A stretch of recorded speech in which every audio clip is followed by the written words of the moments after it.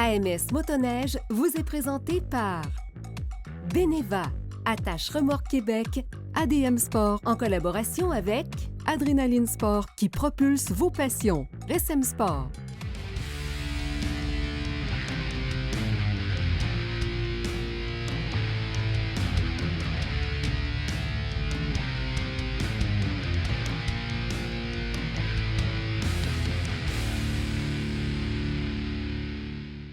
La Sidewinder LTX GT EPS 2024 s'est taillée une réputation parmi les motoneigistes chevronnés accumulant les kilomètres pour ses performances exceptionnelles et son confort pratique. Avec l'ajout de la direction assistance électrique, on redéfinit la notion de motoneige de sentier haute performance. La direction légère et la précision de conduite qui en résultent sont inégalées lorsqu'il s'agit de passer de longues journées sur les pistes. Une suspension confortable, un accélérateur réactif et une puissance fiable comptent parmi les principaux atouts de cette motoneige parfaitement adaptée aux randonnées de longue distance. Voici la Yamaha Sidewinder LTX GT EPS 2024. Je suis avec Tristan, on est chez SM Sport et aujourd'hui on vous parle de la Yamaha Sidewinder LTX GT EPS 2024. Ça fait des lettres, hein? Tu as dit tout l'alphabet au complet en l'espace d'une petite phrase. C'est ça. Mais c'est important de parler de tous ces lettres-là parce qu'il y a un certain EPS qui vient tout changer la donne ici. C'est ça. Ah oui, Max, c'est le EPS, le Power Steering, ou en français, direction assistée, là, à peu près ça. Là. Dans le fond, c'est pas compliqué. Regarde, Max, je veux juste te conseiller de toucher au volant à 2 mains seulement. Là. Deux doigts. Deux doigts. Ça. C'est ça. Je tourne. Ça tourne tout seul. C'est insensé. C'est surtout dans une machine, tu sais, qu'elle a quand même un poids assez considérable. C'est un 200 force d'origine de la boîte. Fait que c'est le power steering là, maintenant aux directions assistées, là, c'est vraiment nécessaire. Là. Parce qu'on le sait, à la fin de la journée, c'est toujours les bras qui sont fatigués. Fait que là, ça vient moins de Tinena à la fin de la journée. C'est en plein ça. Puis c'est important parce que c'est ce genre de motoneige-là que les puristes de sentier vont venir chercher. On le sait, Sidewinder, ça fait longtemps que ça existe. Ceci dit, on est sur la fin du Sidewinder puisque Yamaha sera plus, fabriquera plus de motoneige bientôt. Pourquoi est-ce qu'on viendrait acheter un Sidewinder en 2024? Bien, c'est pas compliqué, Max. 2025, c'est la dernière année. 2024, là, il n'y a pas tellement de différence. Si on veut acheter un Sidewinder, c'est la motoneige de sentier pour les gens qui restent puristes. Sidewinder, un 4 temps, ça ne pue pas l'huile comme les 2 temps. 200 forces d'origine, moteur très fiable. Puis en plus, ça a l'air qu'ils vont continuer pièce pour 10 ans. Ah, bon, bien ça, c'est rassurant aussi. Puis bon, on le dit, c'est 100% sentier. Ce que ça signifie, c'est qu'évidemment, bon, on a un bon débattement au niveau, un bon empattement, de ski, ça c'est certain. Ouais. On a des bons skis, on est bien chaussés. On a un gros pare-brise aussi. Oui, pare-brise touring. On le sait, Max, en sentier, souvent, où est-ce qu'on est froid, c'est tout le temps le casse. Fait que là, ça vient couper le vent, on est confortable. Tu sais, ça risque qu'à la fin de la journée, le lundi, on rentre au bureau quand même. Là. Oui, c'est ça. On ne veut pas avoir mal partout, avoir froid partout le lundi, être crispé. Fait que ça permet de... Ça nous aide. Donc, on est venu protéger notre face avec un gros windshield, protéger nos bras avec la direction assistée.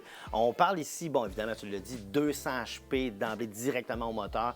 Ça se ressent. Les gens de Sidewinder le savent. C'est une machine à prendre au sérieux pour les gens qui sont quand même habitués. Là. Oui, c'est ça. Pour les gens qui sont habitués, on ne change pas une recette gagnante. Là. Pas besoin de vous expliquer c'est quoi trop tôt. Mais pour les gens qui regardent pour en faire l'achat, en fait, ça vaut la peine là, si vous avez la chance d'essayer ou passer en magasin ici chez SM Sport. Là.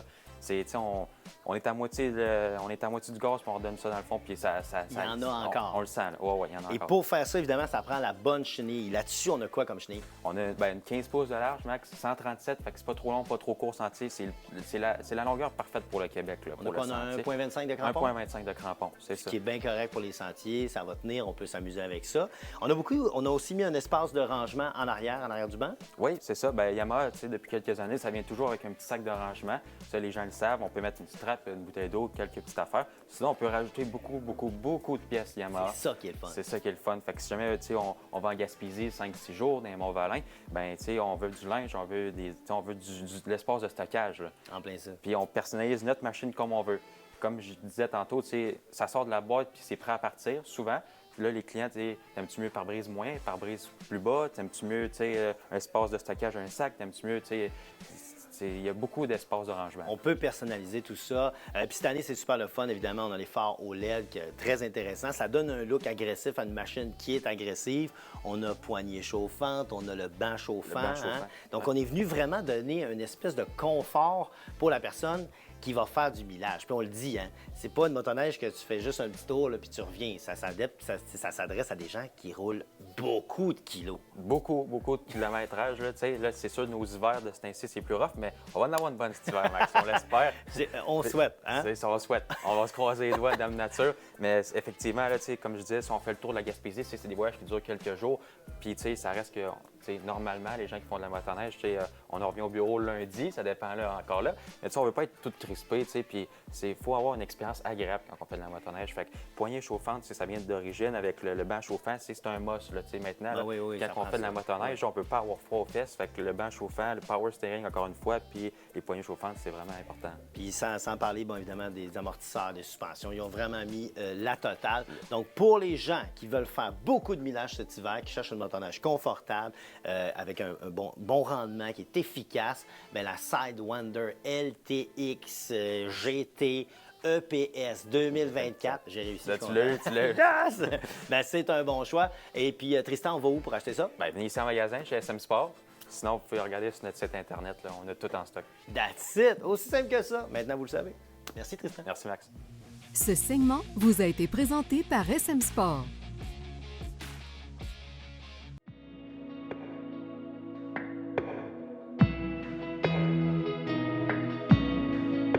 Ça semble si simple, mais dans une remorque qui se respecte, il y a toutes sortes de pièces qui peuvent user, qu'on doit entretenir de temps à autre ou à tout le moins vérifier. Je suis avec Steve Lépine chez Attache Remorque Québec. Steve, dans votre atelier, vous voyez passer de tout, de la micro-remorque au monstre. Absolument, très bien dit. On va en voir à l'écran pendant notre chronique. Vous faites des changements d'essieux, de freins, etc. Et beaucoup de gens ont ces objets-là sans même les avoir vus, ils ne savent pas ce que c'est.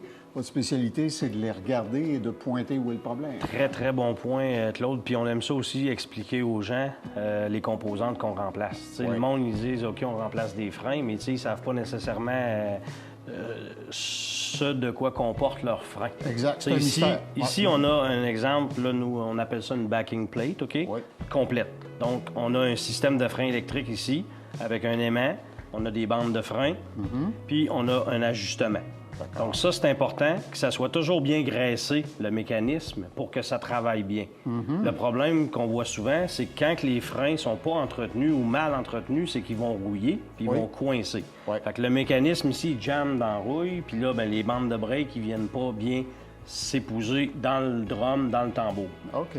Donc, quand on est capable de les sauver, on va démancher, on va nettoyer, on va graisser le mécanisme, on va réajuster, et on repart. Quand c'est trop rouillé, on n'a pas le choix, on remplace complètement. Donc, on enlève toute cette pièce-là. Je comprends. Et on en met une neuve. Une unité complète comme celle-ci. C'est moins dispendieux remplacer quand c'est rendu trop jammé que commencer à tout déjammer. On va mettre plus de temps. Je comprends. Donc, on remplace toute la backplate au complet. Par le fait même, il faut remplacer le tambour en même temps. Parce que si on remplace la backplate, mais on ne remplace pas le tambour, bien là, il va y avoir eu l'usure de l'ancien aimant et de l'ancien système de bande. Puis là, ça ne s'épousera pas comme il faut dans le drum. C'est qu'on n'en aura pas pour notre argent. Exactement. Tout ça roule sur des roulements à billes. Il y a des gens qui en ont dans leur vie. Oups, qu'ils n'ont jamais vu. C'est ça, un roulement à billes? Oui. Ça, c'est qu'ici, on a le roulement à billes, puis on a la portée. Ouais. C'est pour ça. Ici, c'est deux pièces. Exact. La portée du bearing va être dans le fond du tambour, puis on a le bearing qui vient rouler sur la portée. Et ça, c'est le seau d'étanchéité. Ça, c'est, oui, le CI. Si vous avez des conditions poussiéreuses ou votre remorque va souvent dans l'eau, des choses comme ça, ça, c'est tous les systèmes de frein ont tout un seal comme ça. Lui, ça vient rendre ça étanche. Ouais. Puis après ça, on a notre cap qui vient faire la finition. That's it. Fait qu'ici, là, on a un parfait exemple d'entretien de bearing, d'entretien de système de frein, puis on a aussi l'entretien des suspensions. D'accord. Pour l'entretien des suspensions, les lames, on en parle, oui, exactement. C'est qu'on a les lames de ressort, on a des bushings dans les lames de ressort, puis on a des liens mobiles, puis on a des balanciers. C'est toutes ces pièces-là qui sont mobiles, qu'avec le temps, ils vont s'user. Donc, le bushing va s'user. Après ça, on tombe un peu fer sur fer. Fait qu'il faut que le bushing soit remplacé. Puis, au lieu de mettre un bushing de plastique, on va le remplacer par un bushing de cuivre. Plus solide. On va doubler la durée de vie. Alors, vous voyez, si pour vous, vous me dites c'est du chinois, tout ça, le docteur va vous arranger ça. Attache Remorque Québec a demandé le docteur Steve Lépine. Vous allez voir, ça va bien se passer, Steve. Ça va me faire plaisir de vous aider et de vous, surtout bien vous enseigner qu'est-ce qu'on remplace. Merci. Ce segment vous a été présenté par Attache Remorque Québec, transporteur officiel.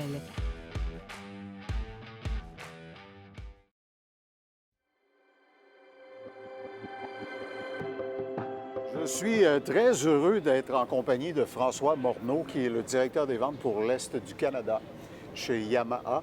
François, bienvenue à notre antenne. Beaucoup de gens se posent des questions parce que dans l'industrie, on sait que Yamaha a annoncé il y a quelques années déjà qu'ils allaient se retirer du marché des motoneiges. Alors, je suis heureux d'avoir un porte-parole senior de Yamaha. Et pourquoi et comment ça va se passer? Bien, merci de votre invitation de participer à votre émission. Effectivement, Yamaha a annoncé en juin 2023, donc l'année passée, que Yamaha se retirait du marché de la motoneige. Pour des raisons économiques, évidemment. Le volume mondialement ne permet plus de justifier de conserver cette ligne de produits. Évidemment, les motoneiges se vendaient dans les marchés nordiques, dont la Russie, les pays scandinaves. Alors, il y a certaines perturbations en Ukraine qui ont comme changé votre marché, là. Et donc, il ne se vend plus de produits Yamaha en Russie. Et la Russie, comme telle, était un des plus grands marchés mondiaux de la motoneige. Il s'en vendait plus qu'ici en Amérique du Nord. Mais il y a d'autres raisons aussi, mais principalement, c'est des raisons économiques. Donc, pour Yamaha, c'est une décision crève-cœur parce qu'on adore, on adorait, on adore encore la motoneige Yamaha. Vous vous êtes toujours distingué par des améliorations techniques très remarquées et remarquables. Alors, j'imagine qu'effectivement, le coût de maintenir une telle avance technologique dans le marché avec une taille de marché qui ratatine, c'est ce qui amène vos collègues à dire Exactement. Yamaha est une entreprise. Ils sont là pour rentabiliser chacune des divisions. Malheureusement, la motoneige, ce n'était plus possible de la rentabiliser. Et pour ces raisons-là, on va continuer quand même à offrir le service. Bien, c'est ce que je décode de votre discours, François, parce que vous dites, c'est une entreprise, on veut que ça, comme on dit en latin, que ça continue. Alors, forcément, vous voulez continuer à satisfaire vos clients, les gens qui ont investi dans Yamaha, et vous allez continuer de leur offrir le service après-vente, les pièces, et ainsi de suite, pour aussi loin la garantie. Les garanties. Parce que, Yamaha, il y a 3 mots qui le définissent. Qualité, durabilité, fiabilité. Oui. Alors, pour nous, Yamaha est un motoriste. Avant tout, on fabrique des moteurs et on veut s'assurer que nos clients puissent continuer à utiliser nos produits sur une longue période de temps. Alors, pour nous, la garantie, par exemple, la dernière année de 2025 de production, un client peut acheter une garantie prolongée jusqu'à 4 ans additionnels. Donc, ça va amener la garantie jusqu'en 2030. Donc, on va fournir les pièces, le service pour au moins plusieurs années encore. Il y a un client qui me disait que son père, il possède un modèle 1979, un XL5 1979, puis il voulait le remettre dans les sentiers. Il est allé chez le concessionnaire local pour acheter les pièces. Il y avait une longue liste de pièces et toutes les pièces étaient disponibles. Dernièrement, cet automne. Donc, c'est un modèle de 45 ans, puis on a encore les pièces pour. J'ai un ami qui courait avec un Yamaha SS 396 dans les années tranquilles, puis c'est ce qu'il me disait lui aussi, il est encore capable d'avoir les pièces. Donc, on veut rassurer les propriétaires de produits Yamaha qu'on va être là pour continuer à offrir les pièces, le service. Nos concessionnaires sont encore là. Et malheureusement, oui, on a été pionniers, on a été avant-gardistes dans la production, dans les designs des motoneiges. Et nos moteurs sont reconnus pour leur grande fiabilité, durabilité. Et c'est pour ça qu'on va continuer à les supporter. Parlons un peu de l'autre partie de la tarte, les quads et les autoquads. Oui. Vous êtes toujours actifs dans ce secteur-là? Absolument. Évidemment, nos concessionnaires ont besoin d'une plus grande gamme de produits pour continuer à être en opération. C'est aussi des entreprises. Et Yamaha est engagé à développer encore plus les véhicules tout-terrain, les quads et les autoquads, les véhicules côte à côte. Pour nous, c'est important de continuer là-dedans. Et on a aussi des véhicules électriques qui existent, par exemple des voiturettes de golf, qu'on veut éventuellement amener ici sur le marché canadien pour développer, parce que de plus en plus, il y a une tendance à aller vers l'électrique. C'est pas nécessairement la meilleure solution, mais la tendance, elle est là. C'en est une. Et donc, les voiturettes de golf, on a des voiturettes qui sont plus utilitaires que des voiturettes de golf qui sont électriques. Donc, on va commencer à introduire ces produits-là possiblement l'année prochaine.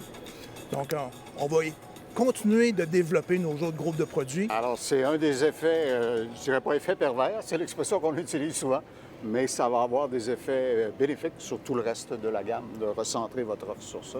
Absolument. Bien, François, ça a été un plaisir. Merci. Nos téléspectateurs comprennent mieux maintenant le comment du pourquoi. Vous parlez de golf, je pense que je vais pratiquer ma drive. 4!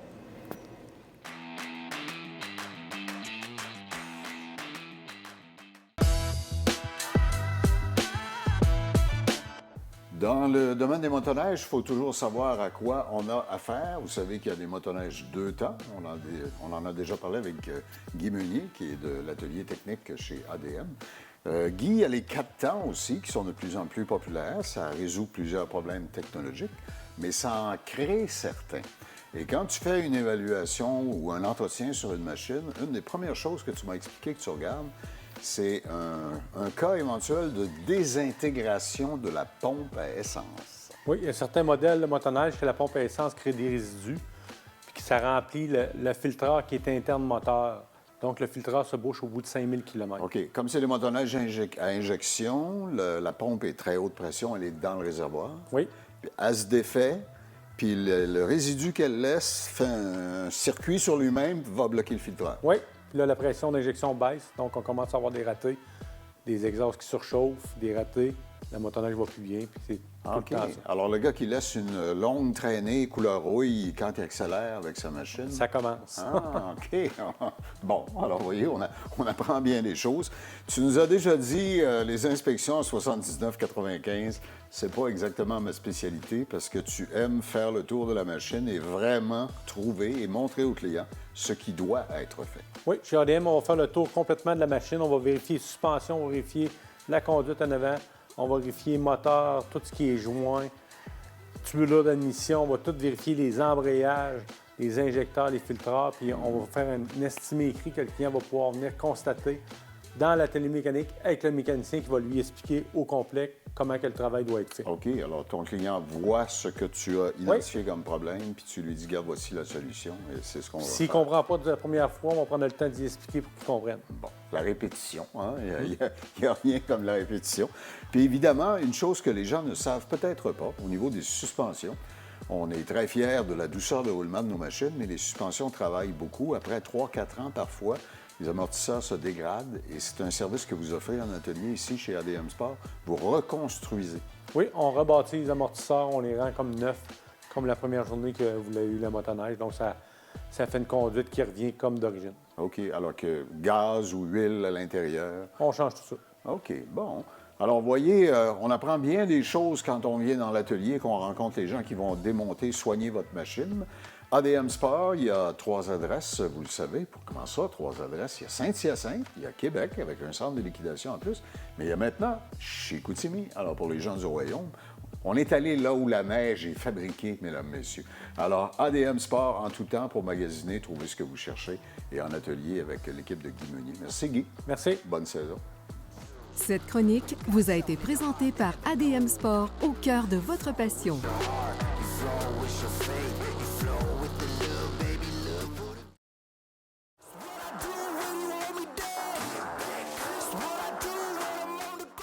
Je sais que des fois, vous ne me croyez pas quand je vous dis que le grand Marc Cloutier me raconte qu'il parle constamment à ses détaillants, aux ateliers qui utilisent ses produits.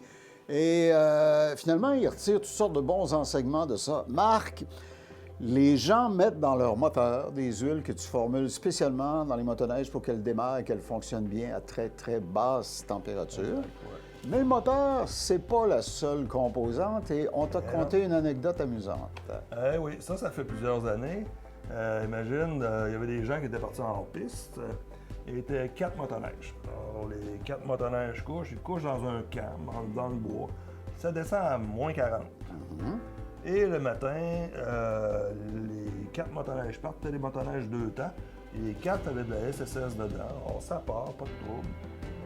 Il y en avait 3 qui avaient de la SCL dans le chain case. Et il y en avait un qui avait mis, je pense, une 80-90. Hey! Normal. La mélasse. Et c'est ce qui est devenu de la mélasse à moins 40. Alors, les gars, le moteur avait beau partir mais il n'était pas capable de transmettre littéralement le pouvoir. embrayé. Ouais. Il n'était pas capable de transmettre le pouvoir, finalement. Et là, ben, ils ont été obligés de réchauffer le chain case. Et là, je vais me passer de la... Oui, j'imagine les moyens. De la manière, de méthode. Oui. Et là, les gars lui avaient dit, mon ami, si tu veux revenir avec nous autres, tu changes la HCL dans le chain case. Sans ça, c'est terminé. T'es plus mon ami. OK. Sans ça, c'est terminé. Tu reviens plus avec nous autres. OK, je comprends. Alors donc, ce que tu expliques, c'est que celle-ci est formulée justement pour faire dans le chain case le même genre d'effet, disons, facilitateur à basse température que celle qui va dans le moteur. C'est pas la même recette, on en convient, là, mais... Alors ça, c'est une huile, évidemment, à engrenage, mais qui a un point d'écoulement de moins 51. Alors, c'est formulé pour un temps très, très froid. Mais c'est une 75 W90 en grade, mais celle-là qui va protéger.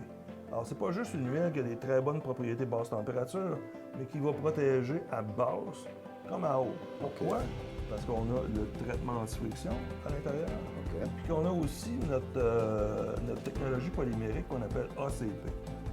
La technologie qui fait en sorte que l'huile va s'agripper. Par barbotage à la verre.